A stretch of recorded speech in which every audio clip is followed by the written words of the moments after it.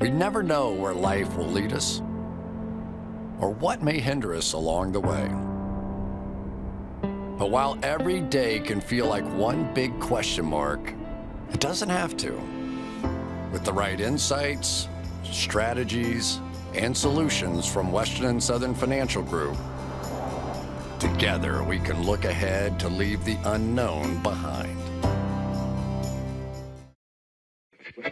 What's Pro Football Focus doing? Last week they had Brady. This week they got Brady. We're literally doing it differently from everybody else. As a matter of fact, moving forward from this point on, I will not make reference to PFF. Do you not understand that they are that way because you're Joe Flacco? And you just like to discredit things that people deserve credit for. That you can't possibly be expected to defend that. Talk about the game, Sam. So, who cares about what people think about us? Yeah, I like football season, and all the things that go with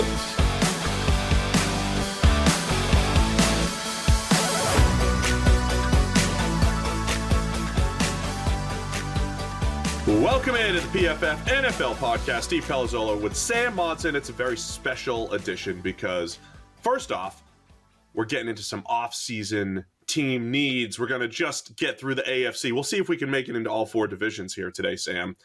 But second, we've got on YouTube, we got our cool little, podcast outline. So very special. Yeah. And which just means we're not in the studio. Yeah. That's the upshot of that fancy, the fancy framing of us. But we're going to make do. We're going to make this whole thing happen, and we're going to have a great show. So the start of very many off-season shows. So we'll go through AFC off-season team needs. We'll have another show for the NFC. This week's going to be all over the place. You'll be out in L.A. Doing some Super Bowl fun. We'll see if we can get some special guests.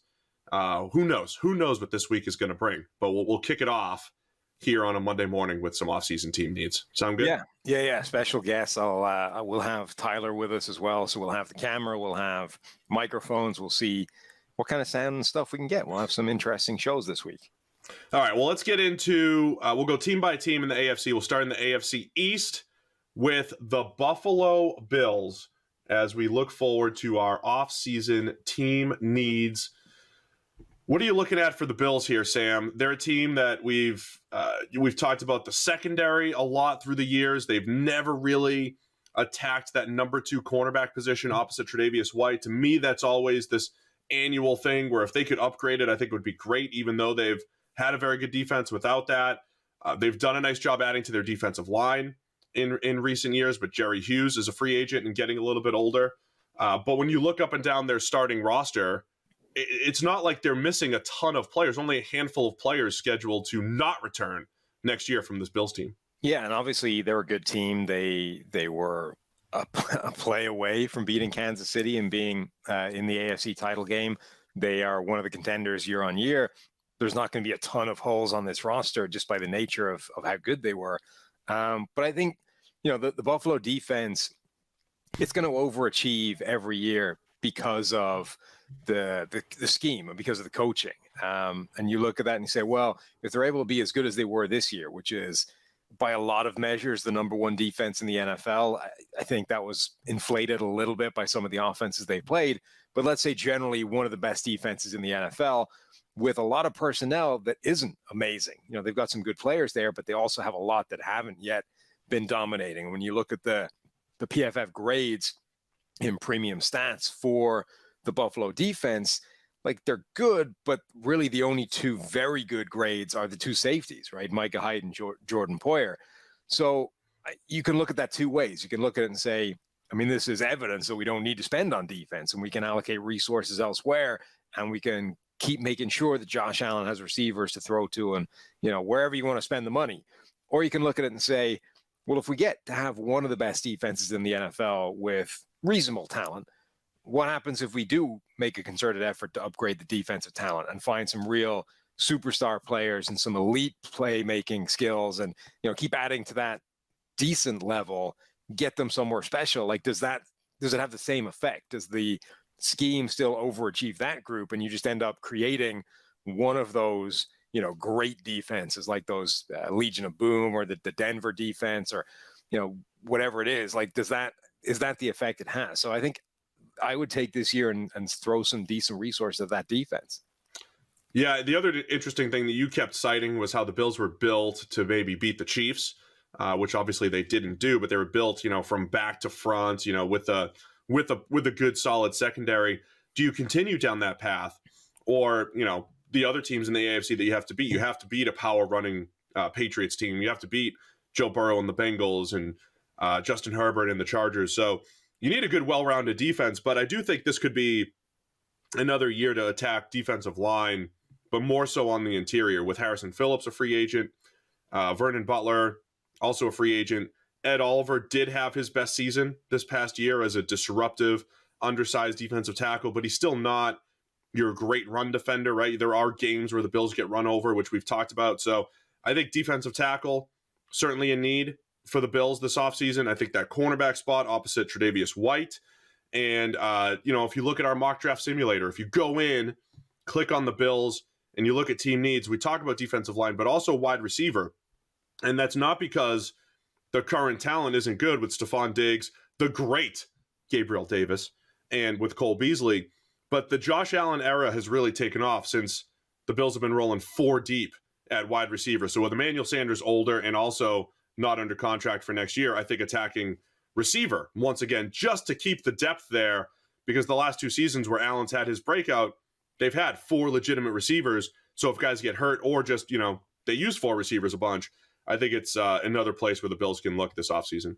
Yeah, they're in that world where they have a couple of areas where you could definitely stand to upgrade, but they also need to just maintain the roster and make sure it doesn't erode in areas of strength. And that's always a very difficult thing to do. If you've had a ton of wide receivers, it's difficult to keep a group that's that good intact. So all for keep drafting receivers, not necessarily in the first round or even the first 2, but you can get quality wide receivers, lower down the draft. So keep on hammering. And I think the same thing is kind of true for that defensive line, even on the edge. I know they drafted a couple of guys last year in Rousseau and Basham, but Jerry Hughes is probably leaving town, and he's been still the biggest source of pass rush you have. It certainly wouldn't be a bad thing, I think, if you kind of overloaded on that position and made sure that you're not going to have a significant drop-off from Hughes. The one other spot, there was a point in the season where it looked like the Bills had a serious guard issue. Having a rookie Spencer Brown able to play right tackle with Darrell Williams kicking inside to guard helps that a little bit, but the left guard position could be something to attack as well for the Bills. But I think as we talk through this, Sam, the nucleus is there, man. I mean, the nucleus for this Bills team, very much intact. It's not a desperate offseason by any measure. I think in the draft, they did a nice job last year getting some high upside trench players, both on the offensive and defensive line. They can continue with that strategy, but I do think making sure that they stay strong at receiver, replenish the defensive line even more, and then that cornerback 2 spot I think are going to be the big ones for me this offseason. Yep, absolutely. I think the Bills are a relatively, straightforward one because, as you said, they don't need an awful lot, and the positions that they can afford to attack I think are fairly straightforward.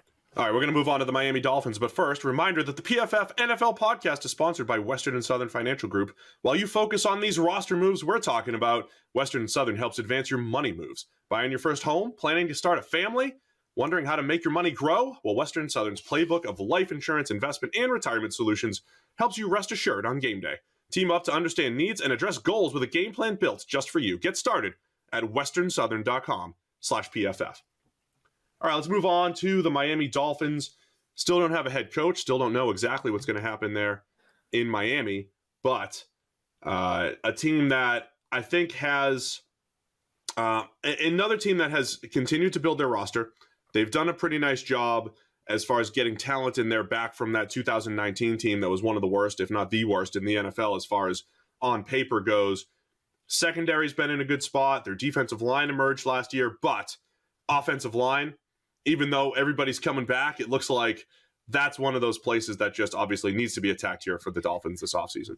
Yeah, and the reports are right now that Mike McDaniel is going to be the head coach. They're working on a deal as of now. So by the time this podcast actually goes out into the wide world live, that might be a done deal. But he's been getting a lot of hype these last few weeks, just like being interviewed and saying smart things. And it's interesting because I think the Shanahan tree that has included McDaniel has always done a really nice job of developing quarterbacks. So this could be huge for Tua. Could be. It could also be huge for Bobby Slowick, former PFF analyst, former appearance on the podcast. Like he did a couple of podcasts with us back in the day. So yeah, maybe Bobby moves up in the world in San Francisco if Mike gets that job in Miami. But you're right. The most obvious thing that Miami needs is an offensive line, like a complete one, start to finish, rebuild the entire thing. I'm not sure there's a single member of that offensive line that, deserves saving or that like isn't an eminently upgradable spot. Robert Hunt, I guess, would be the closest one. But they desperately need to put something viable in front of whoever the quarterback is. Let's assume it's Tua going forward, but maybe it isn't. Like maybe a new head coach comes in and goes, no, not for me, and wants a new quarterback as well. Whatever it is, they can't have the kind of platform that they had for him last season with that offensive line, which was just disastrous. Yeah, just to put numbers to that, PFF grades, remember, anything in the mid-60s or so is about average. Last year's grades, Liam Eichenberg at left tackle was at 50. Austin Jackson, both between tackle and guard, under 50. Jesse Davis at right tackle, 52. Michael Dieter at center at 60. So 4 below average. You mentioned Robert Hunt. He's the one guy grading in the green there. So every position, even though they have invested in the offensive line the last couple of years, still something they need to sort out there in Miami. So I think that's certainly a key one. Tight end is going to be a huge one too, because on paper they don't have one, right? Mike Gesicki and Durham Smythe, both free agents for next season. Gesicki's a tight end in name. He lines up out wide quite a bit. We'll see if they try to bring him back. But when he is back, if he is back, it is a nice little nucleus of Mike Gesicki, Jalen Waddle, Devontae Parker at receiver. What they've built there is from a playmaker standpoint, even without getting anything from Will Fuller this offseason. They did a nice job of adding those playmakers. I think bringing Gesicki back would be pretty crucial, just to have keeping those playmakers there so they can focus on that offensive line this offseason. It would be interesting to see what they do if Mike McDaniel is the head coach in terms of how they go about replicating San Francisco's unique offense, and unique in terms of weaponry, unique in terms of playmakers. That entire offense in San Francisco is kind of staffed with these guys that are unusual athletes and unusual playmakers and unusual skill sets. Miami doesn't really have that. I mean, Jalen Waddle would be a relatively unusual skill set. Devontae Parker is a lot more kind of conventional. But, what does that do for a guy like Mike Gesicki and his potential for coming back? Is he not interested at all in a guy like Gesicki because he's not really a blocker? Or is he the kind of offensive mind that just wants talented playmakers and is prepared to figure out the way to use Mike Gesicki that in a way that the Dolphins, I don't think, necessarily did a fantastic job of up until now? Yeah, it's a good question because of how much they run with an inline tight end, the whole Shanahan tree, right? You like to have that inline tight end. You like to trust them, but they've all adjusted, right? Sean McVay's done his own thing with tight ends and split them out wide a bunch and all that. So McDaniel strikes me as the guy that would make the best of those situations, or whatever he's given as far as players go. But yeah, Gesicki technically going to be a free agent there. The other place or places to maybe take a look here, edge rusher is a place where, again, the Dolphins have gotten pretty good production out of last year was Emmanuel Ogbah. He hits free agency. Andrew Van Ginkel's been an underrated player around the NFL these last couple of years. They just drafted Jalen Phillips, but it looks like it's another position that they should continue to address, because they did a much better job in the interior. And again, we don't really know exactly what the defensive scheme looks like. Are they running more of a 3-4 base, a 4-3 base? It doesn't change a ton, but having true edge rushers and adding to that pipeline, I think is going to be important for the Dolphins as well. Yeah, and a new head coach, I think, is probably useful for that, because the regime, if it was completely intact and there was no changes, might have been looking at that and saying, well, we drafted Jalen Phillips in the first round a year ago. We're good. We don't need to mess with it. Even if Jalen Phillips wasn't very productive at all year one. I'm not saying you give up on him already, but I'm saying you probably already want to think about, well, let's build in some contingency there, because you probably can't rely on him being your one superstar edge rusher based off what you saw in year one. Doesn't mean you can't get there, but you can't really rely on it. Real quick, Sam, Dolphins fans are listening to us saying, what are you talking about? Jalen Phillips had a ton of sacks, and he matched, Jason Taylor's rookie marks and all this stuff. Again, pass rush grade. The actual down-to-down production for Phillips was not great in year one. Run defense, not great in year one. Still think he's a good player. I like him as a good player, but I don't think he was this incredible rookie edge rusher for the Dolphins, and maybe as some of the sack totals in the records maybe would indicate. And he looked at his best when they were moving him around the defensive front, which they didn't do in too many games. There were a couple of games where they started moving him around inside and letting him rush against guards. And I thought when they did that, he actually looked really effective. And then when he went back to being like a pure edge rusher, it just didn't have the same level of production and was kind of controlled a little bit in the run game as well. So, yeah, not a great or a good example, I think, of how sacks didn't necessarily paint an accurate picture of how he played in year one. But as I say, I'm not writing the guy off. I think he's entirely likely to be significantly better next year. But if you're Miami, like it's a defensive equivalent of the cautionary tale that you just lived through on the offensive line, right? No, we've got all these young players. They're going to develop in year two. We're good there. We don't need to overhaul this offensive line. We don't need to add a bunch more players because the guys we have, we think will be good. Well, it didn't really happen that way at all. And you had to suffer through a year's worth of terrible offensive line play. I'm just saying that could be the reality of what happens if you're like, no, we don't need to address edge rusher because the rookie that we drafted a year ago has it covered. We had him with 10 sacks, Jalen Phillips, only 39 total pressures. 5 of those 10 sacks, though, came against the Panthers in what I declared the worst offensive line performance, or one of the worst offensive line performance of our lifetime. And, of course, the 2 against the Giants as well. Just to wrap up the Dolphins discussion, with Devontae Parker, with Jalen Waddle, let's pretend Gesicki's back.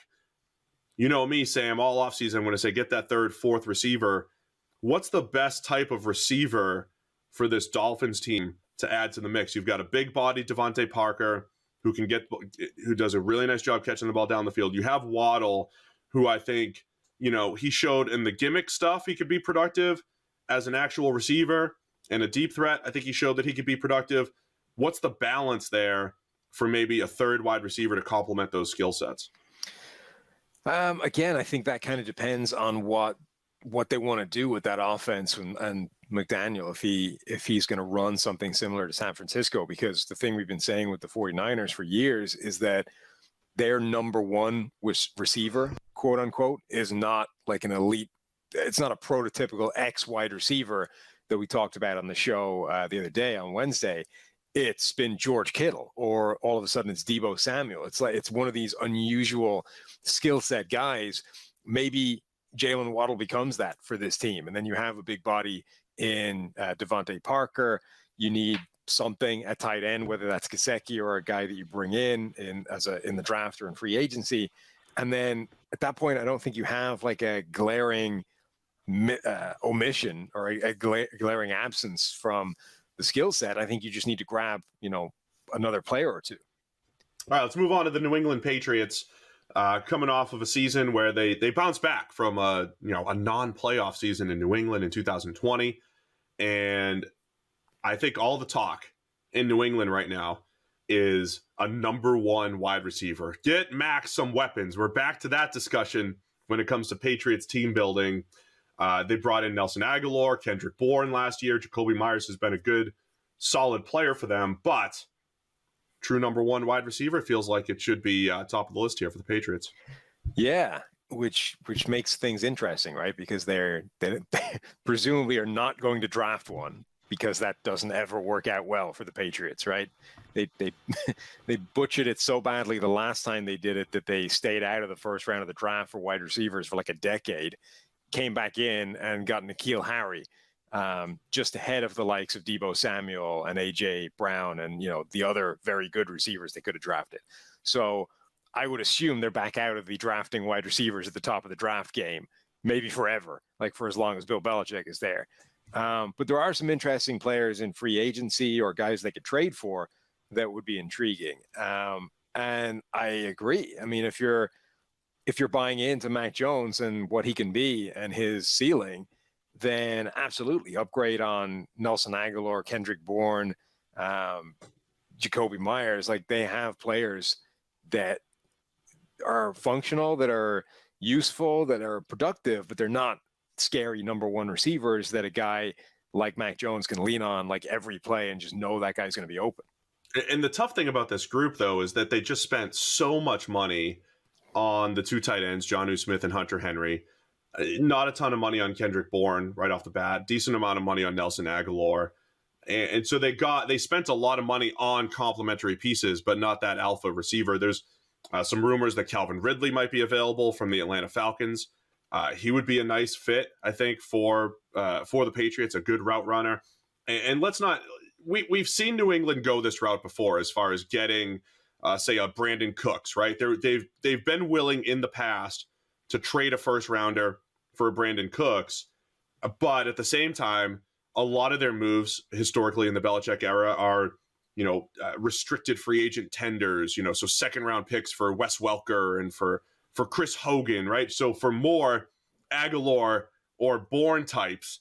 So, yeah, it'll be interesting to see if they truly try to get that number one wide receiver. The other thing about New England, Josh McDaniels moves on now, Sam. Yeah. And they don't have an offensive coordinator. And for the first time in the Belichick era, they're talking about going outside the organization to bring in an offensive coordinator. This offense has not changed since 2000. It hasn't changed. Terminology hasn't changed.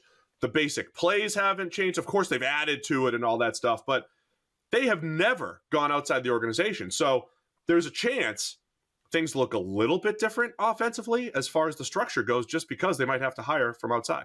And it's changed a lot in terms of, how they've emphasized the various elements in the offense, right? So when you say it hasn't changed, you mean the terminology, the structure, the plays, all those kinds of things. But obviously it's been through like multiple vastly different iterations from how all that works, whether it was the firing deep stuff, whether it was the nothing deep and not everything horizontal, whether it was the two tight end stuff with Gronk and Hernandez.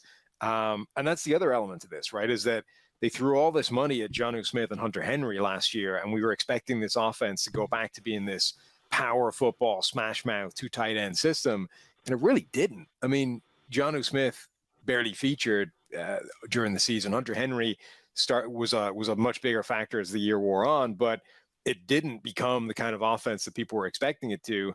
Maybe last year was kind of just laying the groundwork, and this is when we actually start to see them lean on that more, and they don't need to go and find that number one wide receiver. They can, in fact, lean on the two guys that they paid a ton of money to at tight end. Defensive side of the ball, too. So Stephon Gilmore, they already traded him. Their top corner, J.C. Jackson, hits free agency. New England does not tend, until last year, they haven't tended to really pay top dollar for free agents. Stephon Gilmore was one of the first guys that Belichick really invested in, right? And we've seen, I think, basically since early last decade, Belichick being willing to go get that cornerback one. He did it with Aqib Talib. He did it with Darrelle Revis, with Stephon Gilmore. Does he see J.C. Jackson in that light? Because if he doesn't, you're looking at this cornerback depth chart. They have Jalen Mills, Jonathan Jones in the slot, Justin Bethel, Jawan Williams, Miles Bryant. It's kind of the crew that they rolled out there when they just gave up 49 points to the Bills in the AFC playoffs. So it feels like J.C. Jackson needs to be a top priority, and whether he is or not, another cornerback on top of that as far as needs go. Yeah, I would be amazed if they didn't. Like, at this point, it looks like J.C. Jackson has all the leverage. Like, okay, you can debate whether he's been as good as his coverage numbers throughout his NFL career, but the point is, like, if you're J.C. Jackson going to the negotiating table with the Patriots, you're like, what is your plan if I walk out of here? I mean, right? Maybe I'm not worth the kind of crazy numbers that I'm putting up, or I'm not quite that good, or the system is helping, or whatever it is. But like, if I leave, your number one corner is Jalen Mills, who most people didn't want as, on the field, period. Like, the Patriots either need some significant investment somewhere else, or they got to give J.C. Jackson the cash. And I think he probably is worth it at this point. So I think they desperately need to keep him around and pay him whatever that takes to make that happen. You definitely want a number 2 corner as well, and to throw some resources there, because, Jalen Mills is your alternative. But Mills actually was reasonable this year for the Patriots, certainly better than I thought he would be. So it's maybe not as an acute, as glaring a need as it looks like it should be. But if J.C. Jackson isn't there, then that's one of the biggest needs in the NFL. Yeah, definitely a position that needs depth, though, even at worst, even if J.C. Jackson is back. The other spots on the team, linebacker, you've got Jawan Bentley and Dante Hightower, both done with their contracts. Jamie Collins, Harvey Lange. I mean, there are no linebackers on the roster at the moment, really, for the Patriots. So linebacker is going to be a position. Safety, potentially a position. They did re-sign Adrian Phillips. You've got Kyle Duggar there, but Devin McCourty, getting a little bit older, also a free agent. He's in his mid-30s, so that could be a position to address as well. Also, at tackle, you've got Isaiah Wynn and Isaiah Wynn's back, but Trent Brown being a free agent. So they have the great Michael Onwenu. So, they could put him at guard. You could put him at tackle. And Onwenu can do anything. So maybe he just steps in at right tackle, but offensive line depth, always, something to look at for New England. The Onwenu thing has been very strange. I think he's been their best offensive lineman since they drafted him. And something happened last year, because we still had a good, not that our grades are perfect. We still had a good grade on him. He wasn't seeing time. I don't know what was happening there as far as the fit last season. Right. Well, as soon as everybody got healthy, he was the guy that went to the bench, right? I think part of the deal is that he has that position versatility and has been successful at multiple different spots. And I think coaches just love those guys as a backup option, a guy that can cover multiple different spots. So when Trent Brown got healthy and the rest of that offensive line, Onwenu was the guy that took a seat on the bench. And he has to be starting for that team. He's too good to be rotting on the bench. So maybe it is, Trent Brown was a short-term rental that just enabled them to move on from Marcus Cannon, and they will pitch that over to Onwenu. But God, if he doesn't start next year, something is very wrong there. All I know is a player like Onwenu makes these discussions so much easier when you talk about a guy that can play guard, can play tackle, do it at a high level. Just makes your team building decisions all the easier. But anyway, the offseason talk in New England is going to be centered around the high-profile wide receiver 1 and seeing if they go that route for Mac Jones in year 2. We'll get to the Jets in a minute here, but it's the moment we've been waiting for since September. It's finally here in honor of the big game. DraftKings Sportsbook, an official sports betting partner of Super Bowl 56, is giving new customers 56-1 odds on either team. Bet just $5 and get $280 in free bets if your team wins. DraftKings Sportsbook is now live in New York, meaning you can bet from almost a third of the country. If Sportsbook isn't yet available in your state, you could play DraftKings daily fantasy football contests for Super Bowl 56. New customers can get a free shot at $1 million top prize with their first deposit. So download the DraftKings Sportsbook app now. Use promo code PFF. Get 56-1 odds on either team. Bet just $5 and get $280 in free bets if your team wins. It's promo code PFF at DraftKings Sportsbook, an official sports betting partner of Super Bowl 56. Must be 21 or older. See DraftKings.com/sportsbook for full list of requirements and state-specific responsible gaming resources. Gambling problem? Call 1-800-GAMBLER. That's it. That's all we have to call this week. All right. New York Jets. We're making good time-ish. We're going through the AFC East here. Not to put a damper on the other show the other day, right? The mock draft show, when everybody told you this will never happen, right? Derek Stingley will never be picked at number 4. Listening to Robert Saleh talk a little bit at the Senior Bowl this week, though, I'm starting to believe it might never happen because he truly does believe his defense functions from front to back, from the defensive line. And it does seem like, hey, Kayvon Thibodeau is going to be very much on their radar. Aiden Hutchinson, if he's there, going to be on their radar. Even with the Carl Lawson signing last offseason, Quinnen Williams coming back, I do believe defensive line is going to be a top priority for the Jets. And this will be an interesting team-building discussion here because all they have at corner is a whole bunch of guys who have played okay at best and were drafted in the 5th round or later, but they're going to really attack this offensive line, I think, and try to replicate what the Niners had. Eric Armstead and Nick Bosa and defensive line. D Ford, right? Defensive line. Yeah. So I think defensive line is going to be a top priority here for the Jets this offseason.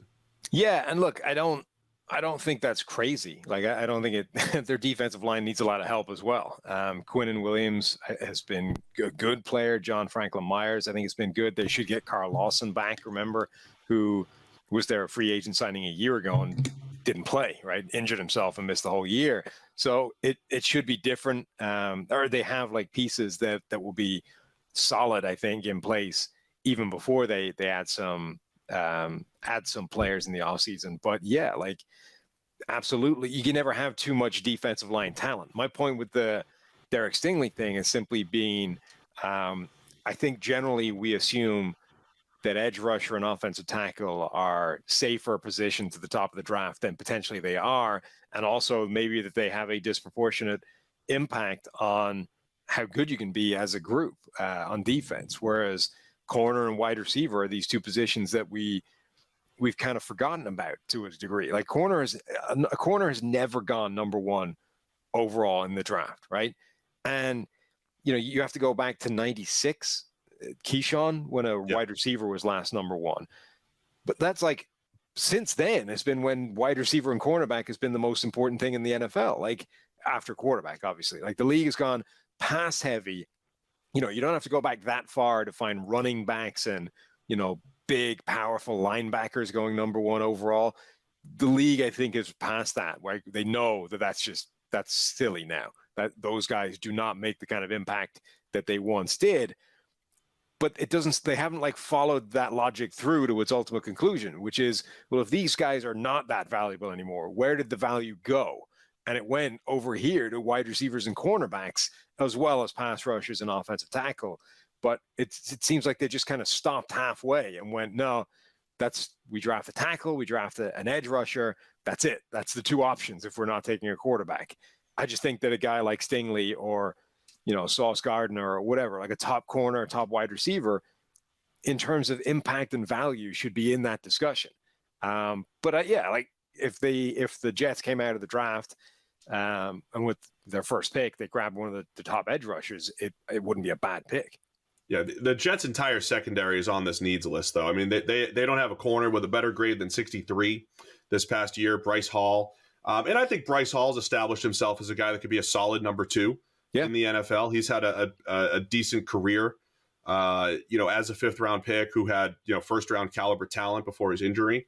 But I could see Hall as a two. And you've got LaMarcus Joyner and Marcus May, both as free agents at safety. So safety is going to be, it could be a whole overhaul for the Jets. And they're going to probably look for more edge rushers, right? They're going to look for more complementary pieces for Carl Lawson. And then the big question offensively, okay, what do you do for Zach Wilson here? I think the offensive line, after years of being among the league's worst, they've got some pieces now, right? I mean, they have Mekhi. Let's say we could count on Mekhi Becton. He's had injuries, but let's count on him going forward. And Elijah Vera Tucker, Connor McGovern, 3/5 of your offensive line at least looks like it's intact. Whereas in past years, the Jets came into the offseason with 0 out of 5 intact, right? I mean, so that's a huge start. I would love to bring back Morgan Moses as your right tackle, take care of that. But the receiver position with Elijah Moore and Corey Davis leading the way there, Jamison Crowder hitting free agency, they need the number 1 too in New York. The same discussion as the Patriots, right? Get Corey Davis to be a number 2 wide receiver, which he is. Let Elijah Moore win from the slot, which he does best.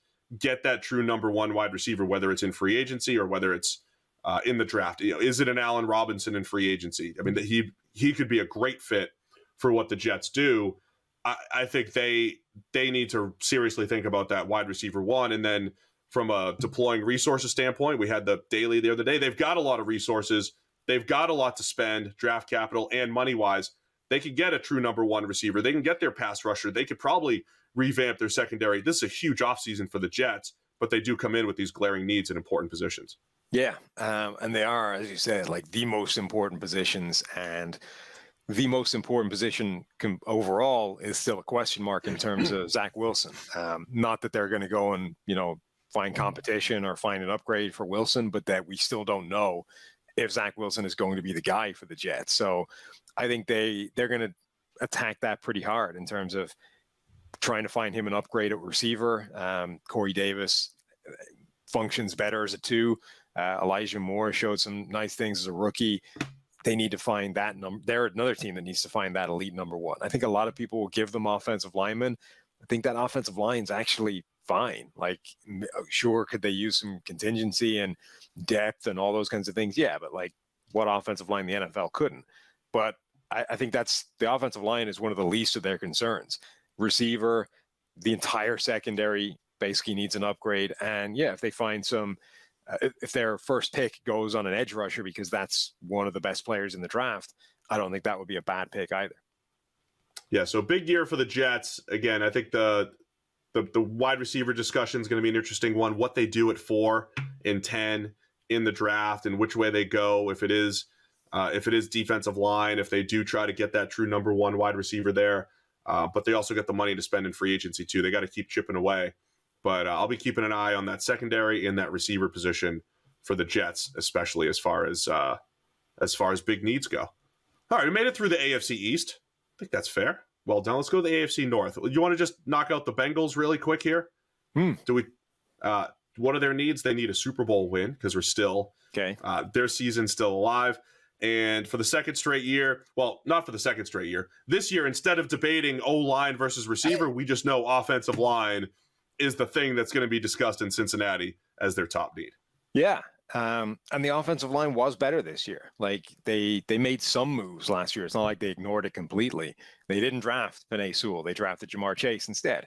But they did add players to that offensive line. And it was better this year than it was a year ago, where it seemed inevitably destined to get Joe Burrow killed. Now, the problem they had late in the year is that they got some injuries, and all of a sudden they had to go to the depth players. And whereas Riley Reif had been like a solid passable right tackle, Isaiah Prince was problematic. And right guard, whether it's Adeniji, whether it's Jackson Carman, neither one of those guys has been able to hold up, particularly down the stretch and into the playoffs against these elite interior pass rushers. So, yeah, like the offensive line is absolutely the thing that you need to do. And this was something we talked about in the offseason before, where like Joe Burrow is a quarterback that stylistically probably doesn't make life very easy for his offensive line. Takes some sacks that he shouldn't, holds onto the ball a little bit longer than he should, just generally doesn't necessarily paper over cracks that exist on his offensive line. Now, he's playing as well as anybody under pressure right now, so it's not like it's a one-way street, but you probably need to put a better offensive line in front of him than you would need to for some other quarterbacks in order for you to sort of properly eliminate the offensive line as a problem area. Yeah, and it's a tribute to Burrow and to Chase and Higgins and this everybody around that offensive line that it's a line that's going to have Quentin Spain at left guard hitting free agency. He's played well this year, but could they upgrade at center? Yes. Could they upgrade at right guard? Absolutely. And then you mentioned right tackle, where they just brought in Riley Reif on a 1-year contract. So right tackle will be another place where they'll look. So we could be looking at a team that could handle 2 or 3 new starters in Cincinnati, unless they truly believe in last year's Jackson Carman in the second round and those guys developing. But letting a Jackson Carman develop in year 2, that's a lot easier to swallow if you do have Morgan Moses is going to be my Ali Villanueva this year, by the way. Okay. Everybody sign Morgan Moses to play right tackle, right? I mean, if you have a good veteran that you can trust at right tackle, it's easier to stomach, so to speak, second-year development at guard. So I think a mix of veterans and probably the draft is the way the Bengals should be going here. And then defensively, look, just because a team's in the Super Bowl, it doesn't mean they're perfect. They're spending all their money a lot of their money in the secondary on Trey Waynes, who hasn't even been a part of this Super Bowl run here, right? Eli Apple's done a really nice job for them down the stretch here, but Eli Apple isn't under contract, and now figuring out that cornerback position with Trey Waynes with only 1 year left on his contract, probably finding a cornerback opposite Chidobe Awuzie that's going to be a long-term option there would make sense here for the Bengals. Yeah, Eli Apple's done a reasonable job just as long as you don't need him to catch the ball. That's where it falls down a little bit. But yeah, they they did everything they did last offseason pretty much turned to gold. Like they nailed almost every single personnel move that they made, including adding guys to that secondary. Awuzie, Mike Hilton, Awuzie in particular had like a career year this year. So first question next year is, well, what does that look like in year 2, right? Does he regress? Does he go back? Or is he a better player in Cincinnati than he was in previous stuff? That I think is a big thing. And even if, like, regardless of whether or not you're getting this year's version of Awuzie next year, you need to upgrade on the other spot. And you're going to need to pay Jesse Bates a ton of money at some point if you want to keep him in town. And I think you should, based off how he's played the last 2 years. He hasn't been as good this year as he was last season, but he's been pretty good. And he's been making like a series of really important critical plays on defense throughout the playoffs for you. So a ton of money's got to go to Jesse Bates. You need to find a second corner that can hold up and be a plus player. And then, Cincinnati linebacker has been a problem for years, but that isn't unique to the Bengals either. So there you go, Cincinnati Bengals. This isn't fix your team in 5 minutes. It's just kind of like declare the issues. And we'll come back in about a month and we'll fix your team in 5 minutes with actual answers for everything here. All right, let's go to the Baltimore Ravens and their big needs. I thought when you step back at a high level and look at what the Ravens did this year versus last year. Last year at this time, I think we were having that number one wide receiver discussion quite a bit, right? Get Lamar that number one. What does this offense look like? You've said that a million times during the offseason. When you look at this team, though, the way Mark Andrews emerged almost Kelsey-ish as far as how uncoverable Mark Andrews was. Rashad Bateman was solid. Marquise Brown was pretty good as a deep threat. This was the best group of playmakers that they had in Baltimore, and Lamar's injury and just some inconsistent play at quarterback, it didn't pay off. But I think they're in a much better spot as far as the perimeter goes offensively. A lot of the questions I think are going to be, are they going to overcommit resources in the secondary where they had all those injuries, and you've got guys like Marcus Peters hurt but also heading into their last year of their contract? Where are the Ravens going to be focusing a lot of their stuff this offseason? I think there's a few different areas between the secondary, front seven, and then maybe they think receiver again, but I thought they were in a really good shape at the end of the year. Yeah, I would imagine they're fairly well set at receiver. Bateman, missed the early part of the season, but looked impressive, and it wasn't. He was looking impressive in a passing offense. It wasn't necessarily functioning. So I think that's encouraging for them going forward. Marquise Brown is obviously a dangerous, speedy receiver. Mark Andrews does the job of whatever missing component you have in terms of receiver depth there.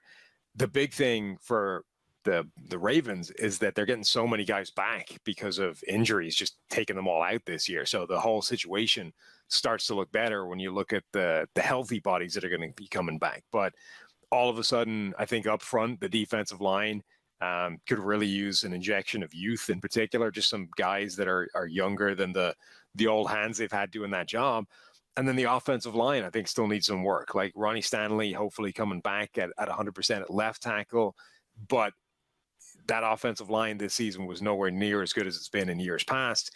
And, they're potentially losing Bozeman at center to free agency. I would try and keep him around if I was Baltimore. But either way, you've got 2 or 3 spots in that offensive line that all of a sudden are either question marks or substandard play or just not the unit that you want it to be going forward. So I think they need to basically plow some resource into both sides of the line of scrimmage. Yeah, including Villanueva performing well below his career baseline last year. So maybe right tackle ends up being a place to think about. They did re-sign Patrick Bakari, who did a nice job filling in at right tackle, but I also don't necessarily to me, he's you could play him at guard, you could play him at tackle in a pinch, but I don't think he's going to keep you from getting a really good right tackle added to the mix there if you're the Ravens. You mentioned the defensive line. Calais Campbell hits free agency. Brandon Williams, the big nose tackle. So that's 2 out of your 3 starters, but also 2 out of your 3 guys. I know Williams has been in and out of the lineup the last couple of years, but those guys have been awesome against the run. Campbell, great trade by the Ravens. It's sending a late rounder for him a couple years ago. at reasonably priced and everything. So part of the advantage that the Ravens have had on the defensive line, having a guy like Calais Campbell on the cheap for little, you're losing that this year. So I think it's probably going to be a big trench year for the Ravens, both lines that they have to look at, and kind of not necessarily getting back to that power run game, but probably finding people like that, right? Zeitler's not necessarily that guy. Villanueva is not necessarily that guy as far as just pure road grading offensive linemen. I want to see if they do get back to that a little bit more as far as how they're going to rebuild that line on the offense. Like the other interesting thing will be, even though those guys are coming back healthy, they have so much money tied up in the secondary with their corners. Like Marcus Peters, Marlon Humphrey, they're all on a lot of cash. And Humphrey this year wasn't playing well, like at all. I think in the past, he's been arguably one of the best corners in the entire league, but he was struggling this season. Now, maybe you can just say, look, the whole thing around him was falling apart, and sure, it's going to make his job harder. But if you're Baltimore and you're saying, it would be a really nice situation if we drafted a guy that all of a sudden could potentially replace one of those contracts with a rookie contract going forward. It wouldn't be amongst their most acute needs, but it would certainly be something I would imagine a front office as smart as Baltimore's is planning this offseason. Yeah, I think last year I was even saying, hey, continue to add corners just, for the future. Peters heads into his last year of his contract where he's making $14 million per year across the life of it. So, yeah, I think the secondary is another place. I mean, the Ravens have, I think, on paper, more needs than it felt like they've had over the last couple of years. So I think it's a big year for them to replenish. And look, the AFC, Super Bowl, the AFC winner is in their division right now. It's like you're chasing the Bengals, right? People thought everyone was chasing the Ravens, and now they're maybe chasing Cincinnati. So they've got some work to do, I think. Both sides of the ball, but particularly in the trenches this offseason. I do want to get to the Browns, but it's almost Valentine's Day. Roses are red, violets are blue. Don't let a wild pube wreck you. Mm-hmm. Valentine's Day, just around the corner. Our sponsors at Manscaped are here for you with the best tools to get your balls ready for the special occasion. This V-Day, it's time to join the 4 million men worldwide who trust Manscaped, the leaders in below-the-belt grooming. With their exclusive offer, you go to manscapes.com, use the promo code PFF for 20% off plus free shipping. Holidays went by. Did you remember to take care of your package with the best tools for the job? You probably forgot. You probably forgot to get the Performance Package 4.0 around Christmas time when we told you to, but you have another chance to get it. It's all from Manscaped. It's what every guy needs in their life right now. Manscaped wants to make February 13th National Shave Your Balls Day, right? I mean, it's all happening right now. So if you missed out in the holiday season, Manscaped created their products for a night just like this. They'll make your V-Day date say, wow, great set of balls there. You got there. That's a quote. That's a direct quote. They promised it. 20% off and free shipping. That's what you get with the promo code PFF at manscapes.com. 20% off plus free shipping at manscapes.com. The promo code's PFF. Join Cupid. Shoot your arrow with Manscaped this Valentine's Day. I didn't hear exactly what you were saying, but I just heard a lot of agreement, a lot of nodding and agreement, right? Oh, yeah. Beautiful. Great. Start to finish. From start to finish. Let's go to the Cleveland Browns. Sometimes you just look at a depth chart, and I'm looking at it right now. And or there's just, first off, sometimes the depth chart screams at you, like, here's the need. This is a defensive line offseason for the Cleveland Browns, because out of their top 8 players, they've got 2 under contract, including Myles Garrett being one of them. So that's the first thing. The second thing, this is another team, the Patriots, the Jets, the Browns are going to be talking about that wide receiver one. Where's that top wide receiver? We thought we made the move for OBJ. It didn't work out a couple years ago. We need a top receiver. We need somebody to take the attention from Jarvis Landry and Donovan Peoples-Jones. So I think receiver and defensive line are going to be the hottest topics in Cleveland this offseason. Yeah, I mean, they absolutely need that number one wide receiver. And, people are doing sort of victory laps and look, OBJ was right all along kind of thing. And yeah, there were people that were kind of taking sides of, is it Baker, is it OBJ?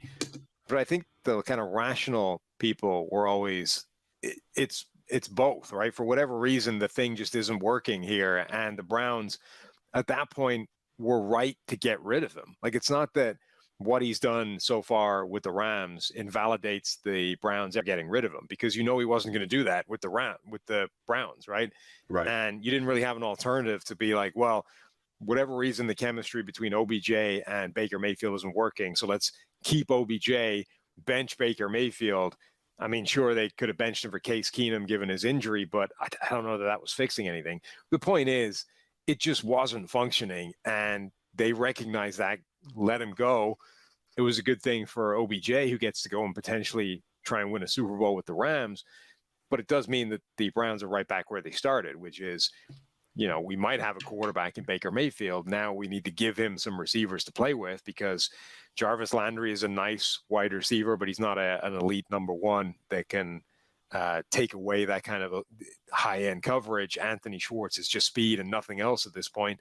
Donovan Peoples-Jones, flashes, incredible playmaking ability, but it's just flashes at this point. They need a guy that can be what OBJ was supposed to be. Yeah, I think when you're building a receiving core, like everything you just described, like all those guys bring something to the table, but you need a guy that brings everything to the table, right? So they need one guy that can do it all. And then Landry looks like a nice little possession receiver, and you can draw up some plays for the speed that Peoples-Jones and Anthony Schwartz bring to the table and all that stuff. So receiver is going to be huge. Along the defensive line last year, I thought they did a really nice job of piecing it together with veterans. They didn't get the best production out of guys like Malik Jackson, who got old quickly, Malik McDowell, who had his own, he was coming back from not being in the NFL for forever, and then, now has his own off-field issues. I thought they got good production out of Jadeveon Clowney opposite Myles Garrett, Tack McKinley before he got hurt. But all of that needs to be redone, because all those guys are not under contract for next year. They'll all be hitting free agency. So you need interior players. You need edge players. The defensive line in Cleveland just needs a lot of attention this offseason. So that's going to be something I think they're going to attack both at free agency and the draft with a lot, because and it's okay because most of their secondary is coming back. Most of their back seven's coming back outside of Anthony Walker and Ronnie Harrison. So they don't have a ton of needs on the defensive side of the ball. They've done a good job building depth there, but defensive line is going to be huge for them. Yeah, and I think they'll be interested in keeping Jadeveon Clowney, I would imagine. I don't think the Clowney's done what he's been trying to do for years, which is play his way into the giant multi-year contract that he seems to want, at which point, like, if he's been willing to take these single-year bets on himself for the last, few years, he's probably willing to take another one. And if the Browns can get him back for like another 1 year, 8, 10, 12, whatever it is, million, do it, because he was productive for you for, 2/3 of the season. He is an important player to have opposite Myles Garrett, and actually a 1 year kind of short-term deal where he bets on himself is a good thing for the Browns if they can get that done. Yeah, so I think the Browns are pretty simple when you look at it. Ronnie Harrison being a free agent at safety, maybe you look there, but you do have Grant Delpit at least behind him. But Jadeveon Clowney coming back, I think at a similar price at like $8 million a year for a year. Another thing I would do, right? If you're the Browns, but if he does end up going somewhere else, Clowney, then edge defender is going to be a top priority here for the Browns either way. But the offensive line's pretty much intact. A lot of things are intact with the Browns, but getting wide receiver talent, defensive line talent, top priority in Cleveland. We've made it through 7 teams. We're on to the Pittsburgh Steelers. This is the first team where we would really say quarterback. Now, backing up to the Browns a little bit, Baker heads into year 5. Would you put quarterback into the mix there for the Browns? Yeah, I mean, I think it's a need, and it might be a need that gets filled by Baker Mayfield. Like we would expect him to have a better year next year when he doesn't have a torn shoulder the whole season long, right? So maybe Baker Mayfield is the guy. I would imagine they'll make him play out the 5th year, see how he plays. If they were to add competition for him, I don't think it would be the worst thing in the world. If they were to draft a guy, I don't think it would be the worst thing in the world. So the Browns at this point have an open question mark at quarterback. They don't know that they have one. They don't know that they don't have one, which I think it's distinct from Pittsburgh that has a massive hole at quarterback and knows full well they need one desperately. All right, so we know the Steelers have a massive hole at quarterback. As of right now, Mason Rudolph, the scheduled starter. the Steelers, whether they're going to go in free agency, trade, the draft. Big Ben's gone. We need to know who the next guy is in Pittsburgh. It'll be a huge story this offseason. But clearly, need number one is quarterback for the Steelers, but it's not the only one, right? I mean, we're talking about an offensive line that was protected by a quick passing game last year. Every time you needed to rely on them to, hold up for 2.5 seconds or more, you just didn't get that sense. They were still not creating holes in the run game. So offensive line is a huge one for the Steelers. And secondary, right? I mean, Terrell Edmonds, Joe Hayden, Ahkello Witherspoon, guys who started last year for those guys, all hitting free agency. And it wasn't like they were great anyway. So secondary, offensive line, but most importantly, quarterback. There are a lot of needs in Pittsburgh, and you could easily make the argument this is full rebuild mode in Pittsburgh, which is something they've never done, right? Mike Tomlin's never had a losing season there in Pittsburgh. Yeah, like all of a sudden, this roster doesn't look great. Like top to bottom, it's not in a fantastic place. You can even, beyond the obvious needs, you can look at various different position groups and say, could they use like a significant upgrade somewhere? I mean, we think that the wide receivers or the receivers generally are in a reasonable spot because you've got Deontay Johnson and you've got Chase Claypool who can make spectacular plays, and Freiermuth made had some touchdowns as a rookie, but like ultimately that's not an amazing group. I mean, if that group, that's a bit like, some of these other receiving groups we've talked about that's in need of the number one, right? Like Deontay Johnson's a really nice player, but should he be leading the line as your best receiver? Probably not. So the Steelers could use a number one wide receiver. They could also start that defensive front is starting to get chipped away at in terms of whether they're getting older, whether they're just losing players that haven't been as good as they have been in the past. Stephon Tuitt basically didn't play this year. That'll help getting him back. Devin Bush has yet to pan out as the player they thought he was when they drafted him. So, all of a sudden that front seven isn't looking as good as it's been in the past. This Pittsburgh team, a lot of these problems get papered over if they find an elite quarterback from somewhere, right? But if they don't, then this team might actually be in a worse spot than it looks like it is. Sometimes you'll hear me reference whack-a-mole when we're talking team building, right? And it seems like, a team they're pretty good, and then just some issues pop up, like you got to completely redo the offensive line, or all the secondary comes up at the same time. With the Steelers right now, it feels like an avalanche more than whack-a-mole. I mean, it's an avalanche at key positions. Of course, it starts with quarterback, but as we mentioned, the offensive line hasn't taken strides. You had the retirements and free agency that crushed them last year on the offensive line. But I thought the secondary has been a 2-year issue for the Steelers, that they just weren't able to. I thought that was as much an issue at times this year as the offensive line, right? So yeah, there's a lot of work to do here with Pittsburgh. They're not a team that's going to go nuts in free agency. So I think it's a year that puts a lot of pressure on their drafting, and they're either going to trust last year's draft picks, guys like Dan Moore, guys like Kendrick Green, who played center, probably ends up moving to guard. But it's going to be one of those, like, piece by piece, adding pieces to the line, adding pieces to the secondary, all while exhausting all options at quarterback this offseason in Pittsburgh. Yeah, so that's it. And they're a team that I think might need to chase a veteran, because they're not in the position they were when they got Ben Roethlisberger in the first place, right? Which is the last bad season that they had, put them picking number 11, where they actually had a shot at a high-end first-round quarterback. They had a half-decent season this year. They made the playoffs unexpectedly, and therefore they're actually not well-positioned necessarily to snag the next heir apparent at quarterback. The Steelers aren't great at hiding their love for players. Everybody knew they loved Najee last year.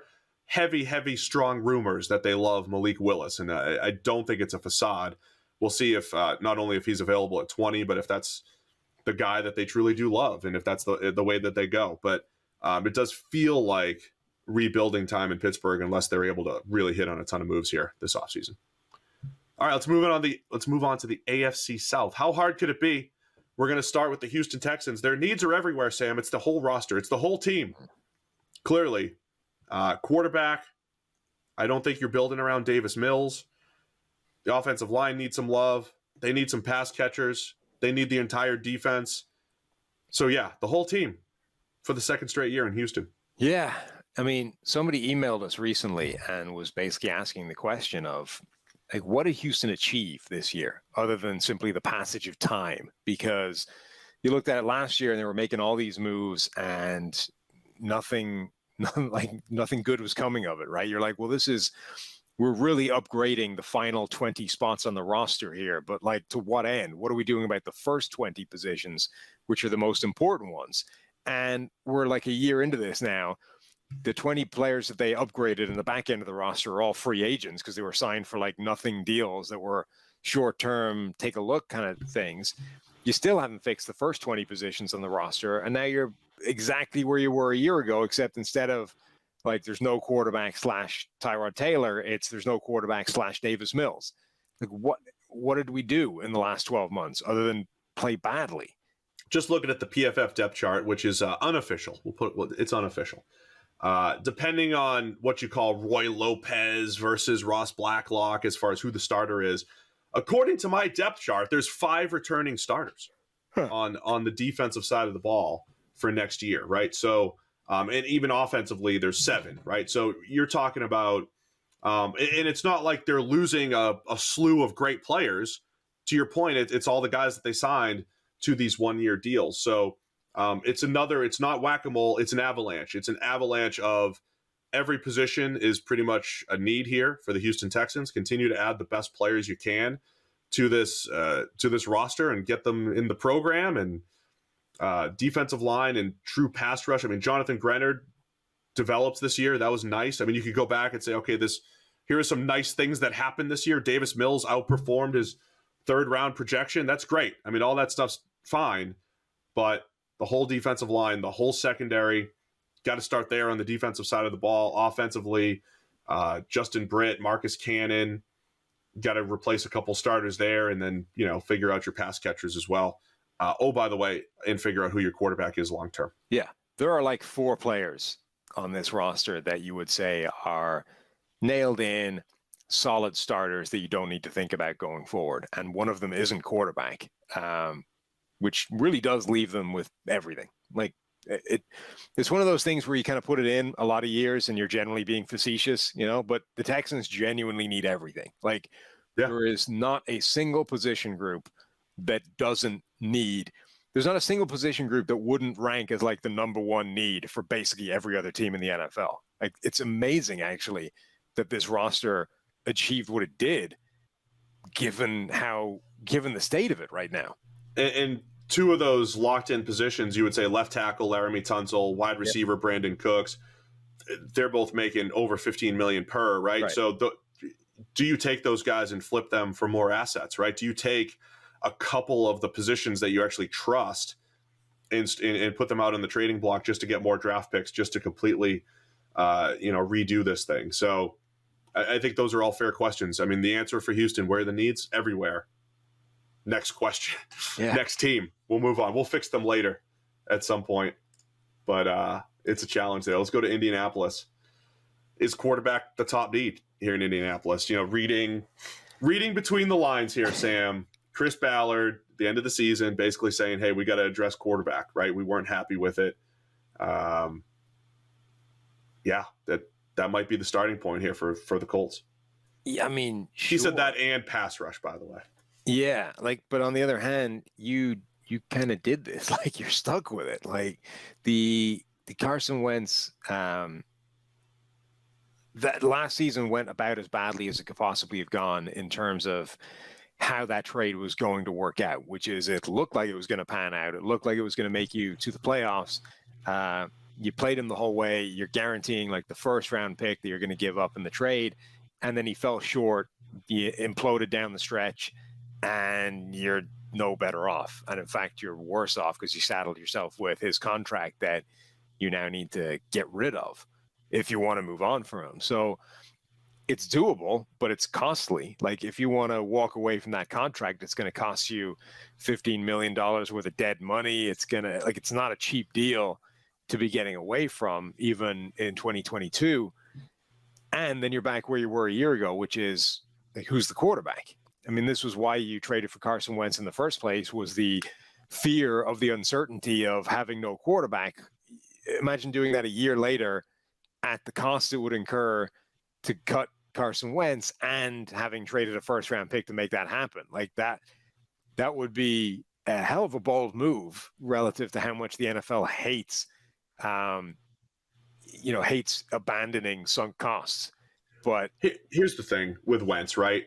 If you're going to have a Carson Wentz, or if you're going to have a middle-tier quarterback, I think you have to go to extreme measures to elevate him with playmakers. You just have to do it. The Colts did the opposite. They just kind of got some good players.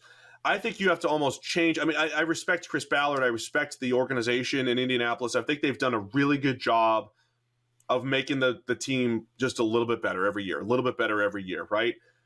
I think with a Carson Wentz, you have to go to extreme measures at perimeter positions that might be devalued historically, receiver and all that stuff.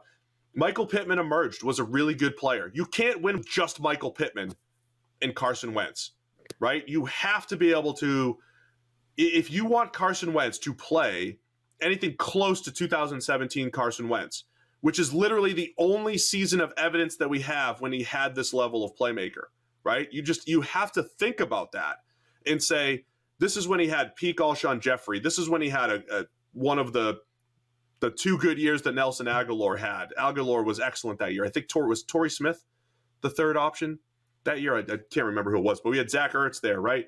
You had all of these options for Carson Wentz, and you got the best play out of him.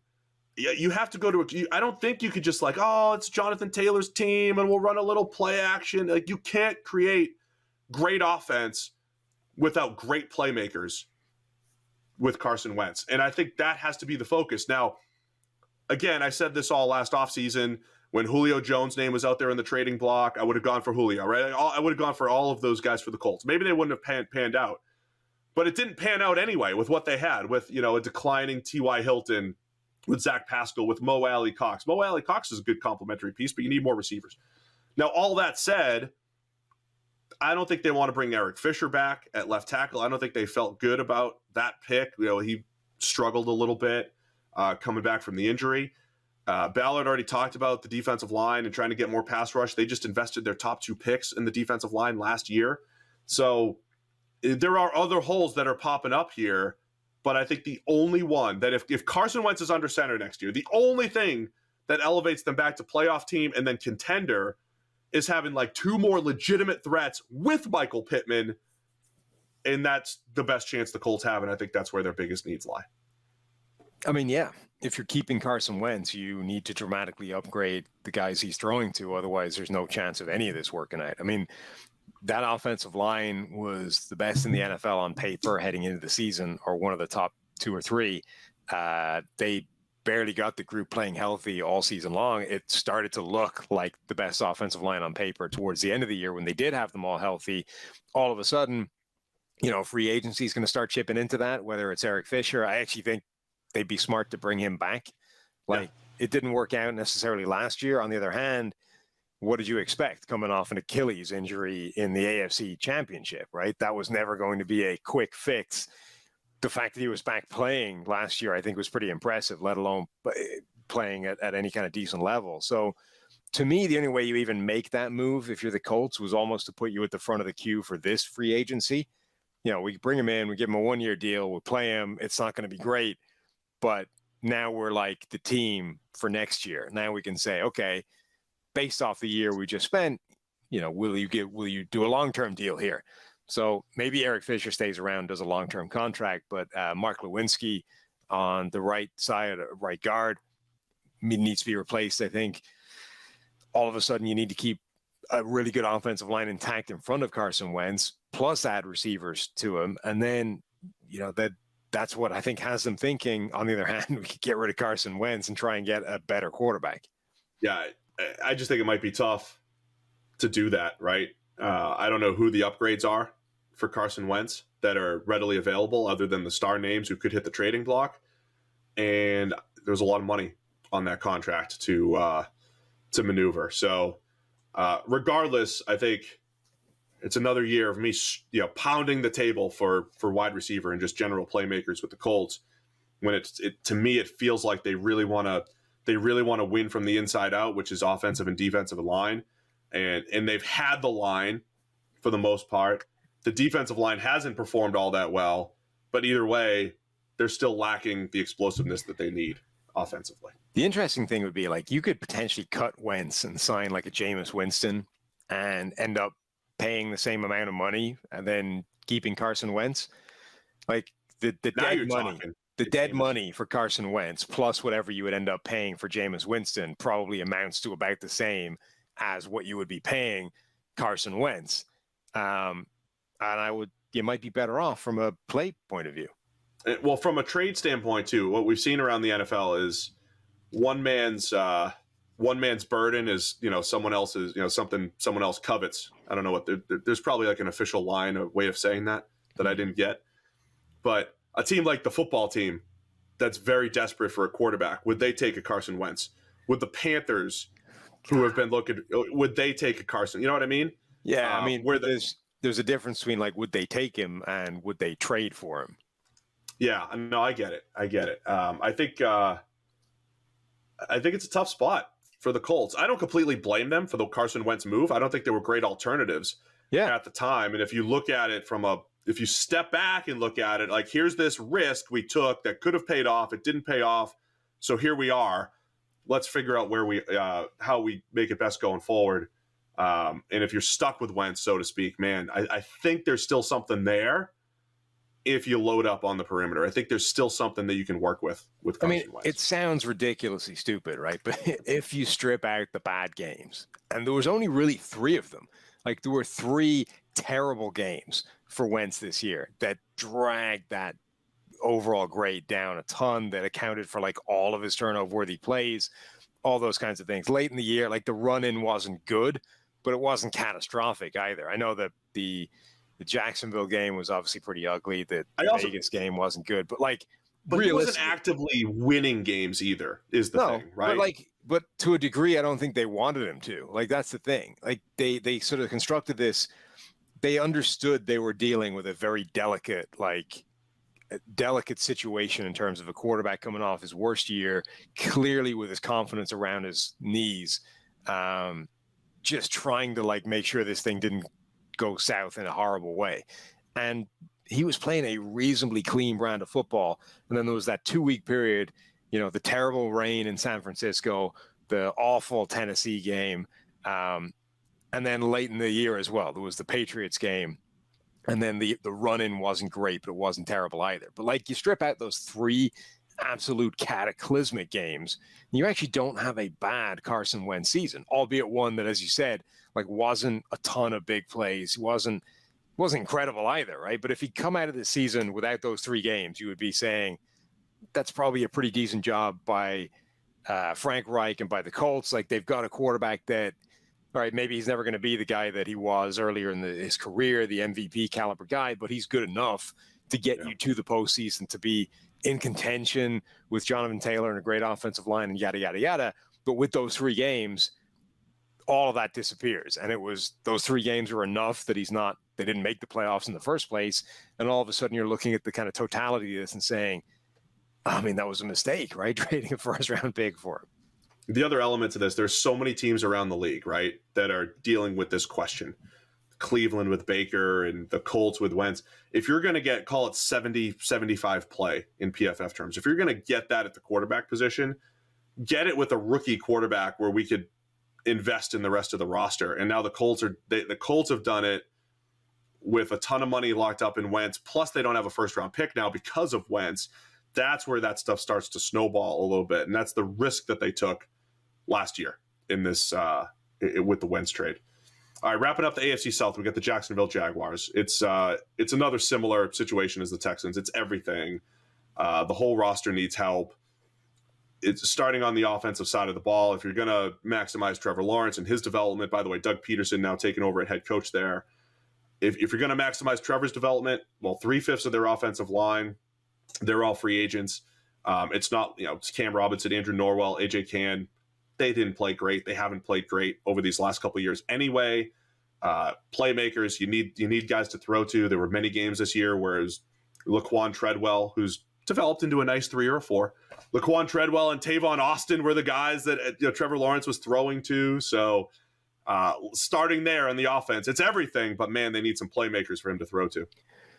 Yeah, they really do. They need, playmakers and they need to build an offense around the quarterback that they took. Yeah. And is supposed to be this generational talent and, didn't show a whole lot in year one. On the other hand, didn't have an awful lot helping him out. So the only good news is, Laviska Shenault is a talented playmaker, maybe underused, maybe badly used in the offense a year ago, could be a lot better. They didn't have Travis Etienne at all year one, right? Had the Liz Frank injury, didn't play at all in year one. And he was being talked up as this hybrid player, a guy that could line up at wide receiver, line up in the backfield, admittedly by a coaching staff that is no longer there. But the point is he has talent that could cross positions and potentially be an impact player for this team, even with James Robinson still there.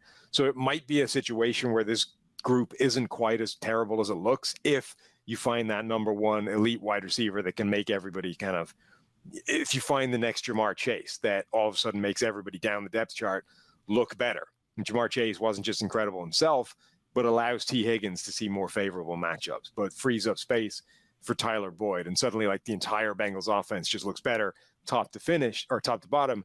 If Jacksonville can find that guy, this wide receiver or this receiver group and offensive playmakers group might look a lot better than it actually is right now.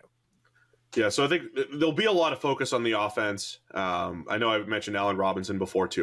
So I mentioned the same free agents a lot too. But I remember when scouting Trevor Lawrence, I was thinking Allen Robinson is the type of player that would be great. I know bringing A-Rob back to Jacksonville is probably unlikely at this point in his career, but give me a big true number one for Trevor to throw to.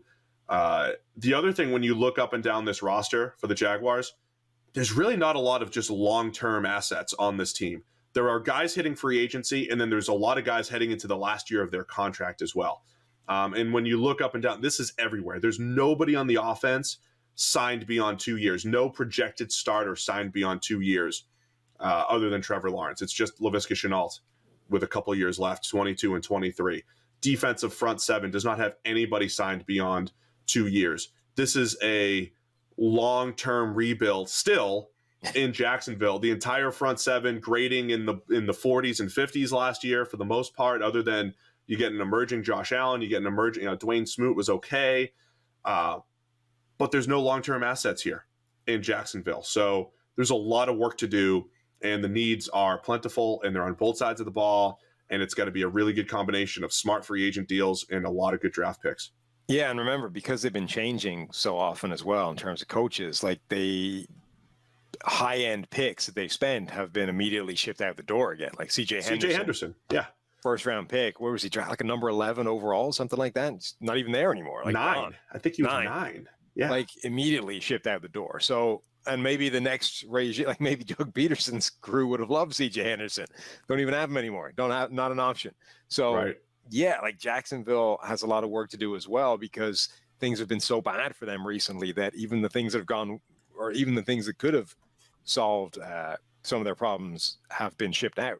All right, I'm tempted to fix them. I'm tempted, but that's not this show. We're not here. We're just declaring the problems. We're just providing the problems here. A lot of problems. We'll solve them later. A lot of problems in Jacksonville. All right, AFC West, 4 teams to discuss here, starting with the Denver Broncos. When you look up and down the roster, it's looking pretty good. There's a lot of good stuff there in Denver. There's a lot of offensive pieces. The defense definitely has some holes as far as, players and contracts and in the front seven. There's some really nice stuff in the secondary, but we know the most obvious need. It's quarterback, because Teddy's just a bridge quarterback, Sam. You hate when I say that, but that's all he is. And his time as a bridge is over. It is time for the next guy in Denver. So who's it going to be? But that's the biggest need, obviously, with the Broncos. Yeah, it was their biggest need last year. It's their biggest need this year. They got rid of a defensive-minded head coach because they never gave him a quarterback to work with. And now they bring in an offensive-minded head coach. Presumably, order of business number one is going to be securing that true franchise quarterback, whoever it's going to be, not rolling with Drew Lock again, not finding another Teddy Bridgewater, but actually going all in for a quarterback that's supposed to be the answer. If you go beyond quarterback for this particular team, for the Broncos, you got to look at edge rusher. They just traded Von Miller, and no matter what happens in the Super Bowl, if the Rams win, they're certainly happy with the Von Miller trade because he is the highest graded defensive player in the playoffs right now. The Broncos are happy regardless. They have a second and a third round pick to replace him, and they'll probably have to use, I'm not saying those specific picks, but they'll be using some draft picks on some true edge rushers. Malik Reed, Jonathan Cooper, did a nice job as a rookie this year, but edge rusher definitely a place they need to look at. A lot of their linebackers unsigned after they went through a ridiculous number of injuries. Yeah. But I think the entire front seven certainly needs some love in Denver. Yeah, I mean, generally, this is why these windows are so tight, because all of a sudden, what was a really good defense, they're losing a lot of guys, right? Just the attrition year on year, the turnover that you're going to have from any good defense is so high. Maintaining that group for any long period of time is just a nightmare. They actually end up, you get Alexander Johnson, who becomes a really good player for them after a late start in the NFL. Josie Jewell was a really good pick for them in the draft. They both hit free agency now. Maybe they keep one of them around. Maybe they try and keep both of them around. But all of a sudden, both your linebackers are gone again, having lost them both to injury this season. And the secondary is starting to lose guys as well. Kareem Jackson, Bryce Callahan are hitting free agency. You've done a good job in terms of contingency with the Patrick Surtain pick last year, even though people want, it was a decision to do that rather than grab a quarterback. But one of the reasons you do that is for a year like this, where you're losing guys, right? And you have the contingency to step in and maintain high-end players. But basically the entire defense now starts to need, if not depth, then fringe starters and guys that can make an impact quickly. Yeah, I love the idea of adding depth a year early, and that is absolutely what the Surtain pick, looks like as far as looking back right now. So Denver's pretty clear, man. I think front seven, quarterback number one, front seven's a huge factor. You mentioned a couple spots in the secondary that need some love, but it'll all start under center. We'll figure out where Denver ends up going, but definitely some needs on that defensive side of the ball as well. All right, let's go to the Chiefs. Look, we spend a lot of time talking about the Chiefs because they're in the playoff picture all the time, but the Chiefs and their strategy around Patrick Mahomes is just always going to be, really interesting to see how these pieces fit. I think I'm still of the mind that the third option, that third playmaker is massive for this team. Even with Mecole Hardman kind of emerging this past year, Orlando Brown hits free agency at tackle. We anticipated this. They anticipated this. We'll see if they bring him back. Edge defender, also another huge one. And then the other underrated part of the defense that hits free agency, Tyrann Mathieu and Travarius Ward. Travarius Ward at corner, he's been one of the more underrated corners in the league for a couple of years now, right? He was one of those guys, on paper, it didn't look great, but he's played some good ball for the Chiefs, and Mathieu has just been such a good leader for that secondary there. So there's some money coming off the books, but there's also some holes that the Chiefs need to take a look at here. I think edge rusher is huge.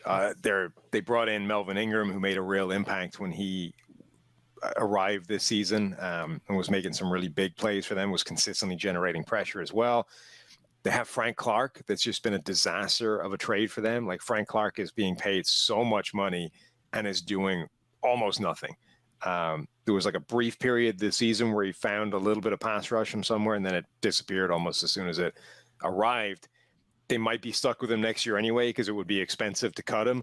On the other hand, he's offering so little that if they can find somebody to upgrade him, it might be worth just eating that money for the saving, for the $13 million saving or whatever it would be. They need to find a legitimate edge rush that can be the number one guy, because Chris Jones on the interior is going to bring a ton of pressure every single year. Really, only Aaron Donald, I think, is a more consistent, dominant interior pass rusher than Chris Jones, but they do need that second guy. It can't just be one dude. And Frank Clark had a pass rushing grade of 64 this year, which was by far the best he's had in Kansas City. 53 pressures on just over 500 pass rushing snaps, including the playoffs.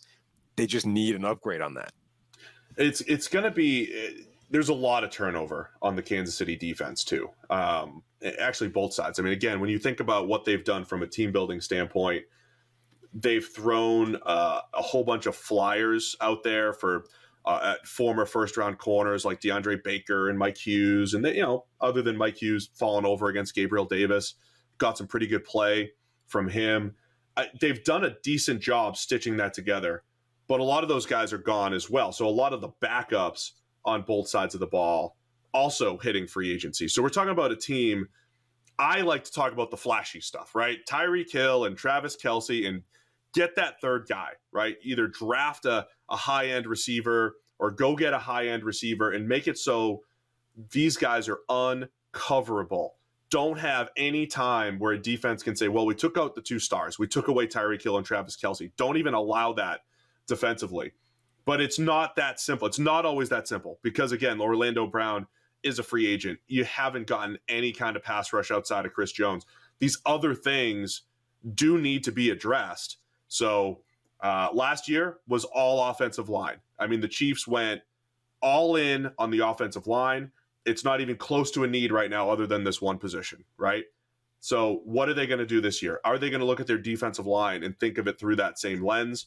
Are they going to look at receiver at some point and just say, I never want to live this life where Tyreek Hill and Travis Kelce are the only two guys? So I always love thinking about what the Chiefs might do here, but there's I think there's some work to do on both sides of the ball. This is to win Super Bowls, by the way, right? I mean, their goal with Patrick Mahomes is to win a Super Bowl. What's the best way to win a Super Bowl next year and beyond? It's not just go to the AFC Championship again, which makes it makes all these decisions so crucial for the Chiefs. And they can free up a decent chunk of cash. Like they're the Mahomes deal and the couple other big contracts that they have, they're significant, but they're not crippling to what the Chiefs are going to be able to do from a restructuring and freeing up money standpoint. And that's why you might look at this and say maybe they do move on from a Frank Clark because it'll free up a bunch of money in addition to the money that you're going to have to eat to get that done. But they need to find some upgrades. And it's one of those things when you're paying big money to a quarterback is it's not that every move needs to be great, but you do need to hit somewhere on the draft, a couple of times, because those rookie contracts are so they buy you so much breathing room in everything else. So if the Chiefs can find another couple of impact players in the draft, their life gets a lot easier. Or just finding average players, right? Average is extremely valuable in the NFL when 30 guys contribute in a given day, in a given game. Finding average players on the cheap I think is going to be huge for the Chiefs so they can pay their stars. All right, two more teams. Las Vegas Raiders to start. We got Josh McDaniels taking over here along with Dave Ziegler at GM. So the Raiders, it's a whole new regime. Do you expect Derek Carr to be their starter? He heads into the last year of his contract. Do you think it's just prime time for the Raiders to trade him and rebuild this entire roster? Or does Josh McDaniels and the new regime just say, yeah, Derek Carr's he's more than good enough. He's our guy. Let's build around him. I mean, I think certainly this year they're going to keep hold of him and see what happens and where he can be within this offense. I think he's shown more than enough to say, like, we can put a good team around Derek Carr and he's a good quarterback capable of winning some big games. And we've seen that from him this season. Now, they might not be able to, it might not be good enough in this murderer's row of a division, let alone a conference, where you've got to face Patrick Mahomes and Justin Herbert twice a year. But the problem with trading him is I don't know what his value would be with any new team knowing they need to pay him and extend that contract and make him one of the best paid quarterbacks in the NFL. Like, if the Raiders don't want to do that, I doubt there's another team that wants to trade something for it and then do it.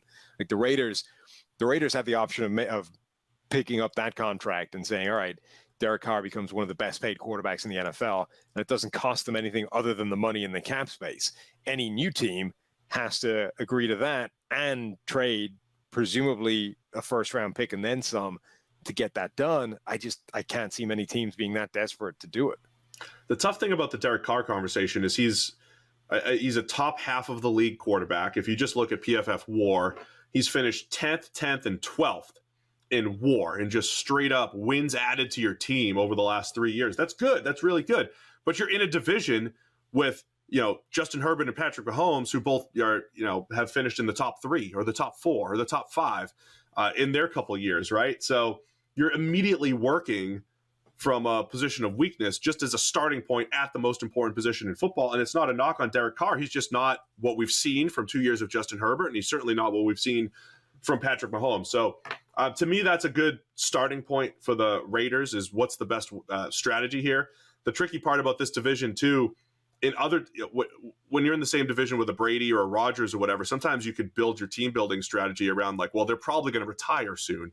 They'll be gone soon. Let's build for 2 years from now. Well, Mahomes and Herbert aren't going anywhere.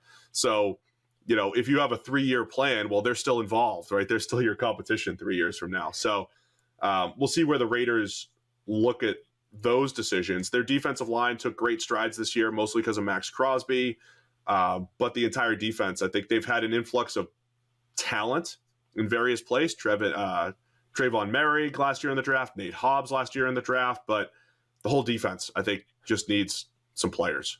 I also doubt there's a chance in hell that Josh McDaniels takes that job, given what happened the last time he had a head coaching job, without knowing that the quarterback he had in place is the guy that he wants, at least in the medium term, right? Can you imagine if McDaniels walks in there and goes, all right, first thing I'm doing again is getting rid of this quarterback and then relying on my ability to find the next one, given how well it worked the last time? I would be amazed if he was willing to do that. And if this is the job that he's finally decided was the one to take, I would imagine he's fairly sold on Derek Carr, at least as a medium-term option there, and has a plan on how best to maximize him and all those kinds of things. So, if Derek Carr is your quarterback, God, that offensive line was pretty rough for the majority of the season. The receiving group was pretty rough as well once they lost or got rid of Henry Ruggs. They need a number one receiver. They need a guy that can take the top off a defense. They need an offensive line that can protect Derek Carr for long enough to take advantage of that. The defense, as much as it massively overachieved this year, is still not exactly chock full of elite talent. So any pick spent on defense is not a bad one. I mean, the Raiders are a really interesting team because they were pretty good this year in a really tough division, and yet you look and weathering all the things that they went through, right? The John Gruden, the Henry Ruggs stuff. And yet you look at the roster and you're like, wow, they need quite a lot of things, like top to bottom. Yeah. And that includes Casey Hayward played great. Andy hits, he's older and hitting free agency. Nate Hobbs played great in that slot role, but that's Gus Bradley's defense. Gus Bradley's done a nice job with Nate Hobbs types, did it with Desmond King. So I really don't know how much you can rely upon some of the defensive players that are scheduled to return for the Raiders. To me, it feels like a multi-year rebuild because of everything you said, right?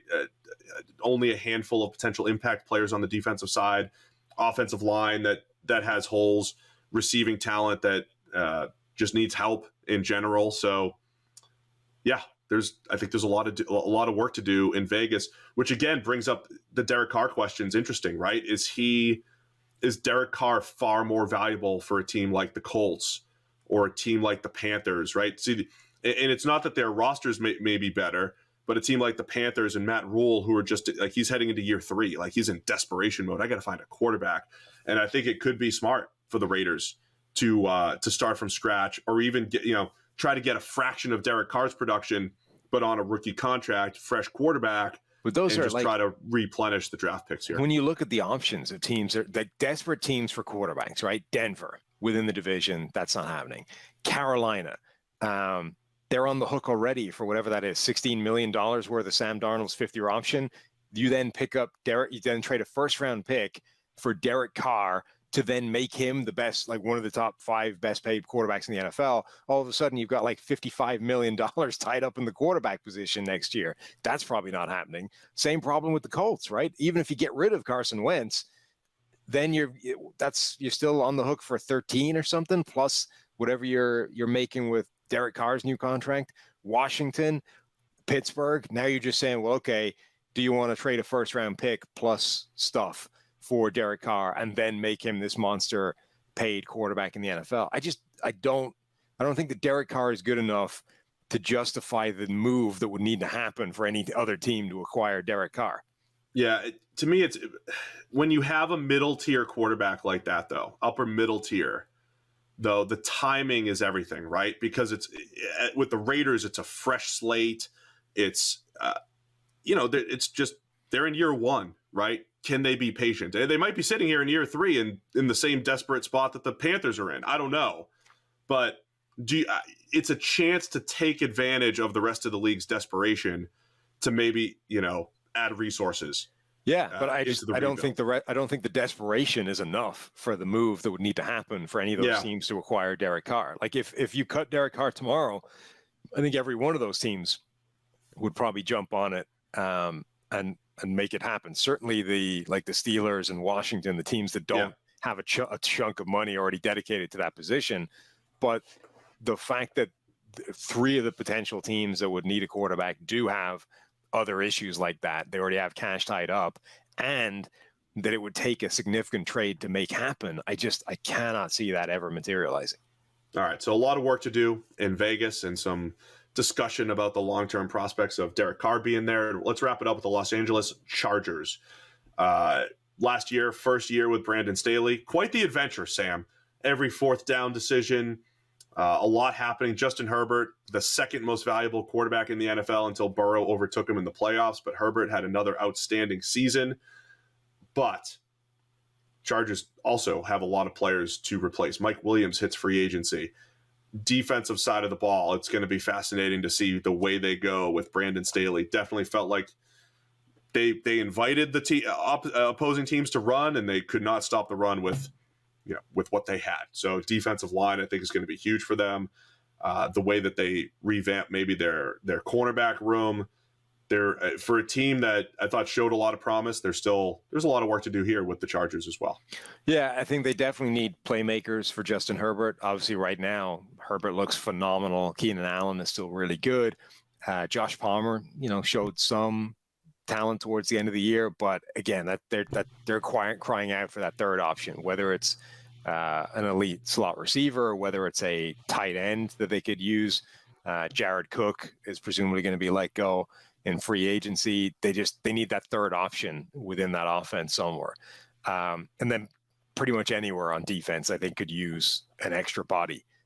They've got some good players. It's not like some of the other teams we've talked about where there's literally basically nobody worth anything on that defense. Like, they've got some good players at every level of that defense, but there isn't a single area where they couldn't use an upgrade somewhere, right? Whether it's edge rusher, whether it's the interior guys to stop the run, guarantee some higher play at linebacker, or replenish in that secondary. I think they could just throw resources and upgrade the talent on defense for a head coach whose defense was the number one team in the number one unit in the NFL when it was the last season with the Rams, when they had that elite talent. Yeah, I'll be interested to see what they prioritize, right? You've got Joey Bosa there. He's one of the league's best coming off the edge. A lot of money locked up in him. But do you want to go with another edge rusher opposite him? Uchenna Nwosu also hits free agency. It would be a hole either way. Do you want another edge rusher there? Even though you invite teams to run, you'd rather be better against the run than what you showed. They have not had a good group of defensive tackles the Chargers haven't had a good group of tackles in years. We're 1 year removed from saying the same thing about their offensive line, but I think they took a massive step in the right direction there last year. So I think defensive line is going to be the place this year. And you mentioned the playmakers for Herbert. If Mike Williams doesn't get re-signed, all right, I don't want Josh Palmer to be my 2. He's fine. I'd prefer him to be my 3 to go with Keenan Allen. So who's another big playmaker, either there or at tight end for Justin Herbert? So I think pass catchers, interior defensive line, edge rusher, going to be top priority here for the Chargers. Yeah, and I think the right side of the offensive line is something that they still need to keep working on. They did a really good job overhauling that entire unit. The left side, I think, is rock solid now with Slater, with Filer, with Corey Linsley at center. Brian Bulaga has reached the kind of injury history at this point where you can't assume that he's going to be there for any period of time. And Ode Ibushi, who is a reasonable right guard, is scheduled to be a free agent. So all of a sudden, the right side is just not there right now, or at least you can't rely on going forward. So if you can find a guy to let you get cheaper than Brian Bulaga, who's scheduled to make 10 million, or if you can find a right guard to come in and be a starter day one, that's definitely, I wouldn't ignore the offensive line just because you've finally got one that's halfway decent. Yeah, I'm with you there. There's definitely a little bit more work to do on that offensive line. So I'm fascinated to see the Chargers this offseason as well, because I thought they took great strides last year, and there's some work to do now on the defense to make it look like a Brandon Staley defense. How about that? That was pretty efficient, getting through all the team needs. We'll hit up the NFC probably early next week. Probably next Monday we'll touch NFC. We'll have a Super Bowl preview this week. We'll also have whatever Sam can find over there. Let us know if there's anybody you just want to hear on the PFF NFL podcast. We'll do some guesting and have some fun with a little change of pace here this week on the podcast. Don't forget, NFL Pod, you get 25% off any of your PFF subscriptions. The draft guide just got updated last week. Over 315 pages of awesome. That thing started 5 or 6 years ago, has literally gotten better every single year. It's the best version we've ever had. And you get it all a part of your Edge or Elite package, 25% off using the promo code NFL Pod. If that doesn't work, use Super25. Use that promo code. One of them will get you 25% off, I promise. So, all right. Happy Monday morning to everybody. Appreciate everybody for tuning in. We'll be back on Wednesday with a little bit more PFF NFL podcast.